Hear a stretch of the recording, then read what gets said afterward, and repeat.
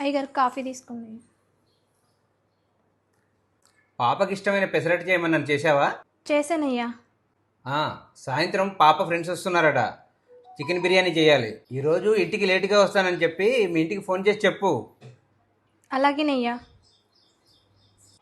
పద్మా, బుద్ధుందా నీకు? అమ్మాయి లంచ్ బాక్స్ కూరలో అంతా ఉప్పు ఉప్పుగా ఉందంట. అమ్మాయి నాకు ఫోన్ చేసి చెప్పింది.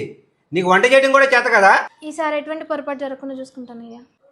పద్మా, అమ్మాయి కొత్త డ్రెస్సు చిన్నికెట్టట్టు ఉతికావంటే ఏంటి? నీకు పని చేయడం చేత కాకపోతే ఇంట్లోంచి వెళ్ళిపో. నీ వల్ల మా అమ్మాయి ఎప్పుడు బాధపడుతూనే ఉంది. చిచ్చి, వంట చేయడం రాదు, బట్టలు ఉతకడం రాదు. ఏయ్, ఏం మాట్లాడుతున్నావయ్యా? నీ కూతురు నీ బాధపెట్టడం ఏంటి? మతుండే మాట్లాడుతున్నావా? అసలు ఎక్కడుందయ్యా నీ కూతురు? రా చూపించు. ఏది? ఈ గదిలో ఉందా? ఈ గదిలో ఉందా? చెప్పండి. నీ కూతురు లేదు. ఎవరినో ప్రేమించి ఎప్పుడో జంపు. నీ కూతురు జంప్ అయిన దగ్గర నుంచి నీకు మతి స్థిమితం లేక ఇట్లా మాట్లాడుతున్నావు. అయినా అందరు బయట చెప్పారు కూడా, వాడికి మతి స్థిమితం లేదు, వాళ్ళ ఇంట్లో పని చేయకు అని. నేనే వినకుండా వచ్చి చేస్తాను కదా, నాకు బుద్ధి లేదు.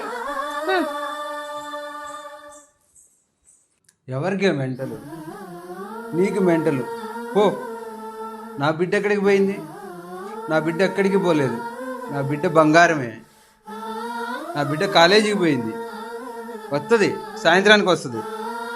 అమ్మా, నా బిడ్డ గురించి మాట్లాడతావా? నా బంగారు తల్లి వస్తుంది.